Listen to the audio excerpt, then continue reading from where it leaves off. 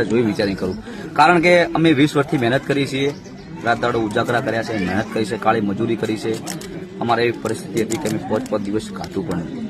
હવે ઘણી બધી મહેનત કરીને આ સ્થાન પર અમે પહોંચ્યા છીએ, તો હવે ગાવાનું તો કેવી રીતે બંધ કરી દઈએ? ચલો કે સમાજ કહે તો સમાજના વિરુદ્ધ જવાય નહીં. સમાજ આપણો માને બાપ છે અને આજના દિવસ સુધી અમે સમાજ વિરુદ્ધ કદી ગયા નહીં અને સમાજ વિરોધ જવાનું નહીં, કારણ કે આપણું કઈ ચાલે જે સમાજ કરે એ જ. તો સમાજ અમને એમ કહે કે તમે તમારું ગાવાનું સમાજ માટે હાનિકારક છે, તો અમે ગાવાનું પણ બંધ કરવા તૈયાર છીએ, કાલથી જ બંધ કરી દઈએ. પણ એના સમાજને એક અપીલ છે અમારી કે જે અમારો રોજગાર, અમારો જે ધંધો, અમારી પાછળ જે 200-300 જણાના ઘર હેડે, એમના ઘરનું શું, અમારા ઘરનું શું, અમારે ખાવા માટે કોઈ મજૂરી મહેનત કરવી પડે, અમારા કોઈ જોડે બિઝનેસ નહીં, અમારા જોડે જમીન નહીં, જે અમારો ધંધો છે, જે લોનો હેડે છે, એનું કોક સમાજને ખાલી એક વિનંતી છે કે અમને કોક આપણે જે ધંધો આલો, રોજગારી આલો, તો અમારું પૂરું થયું કોક કરવું જોઈએ.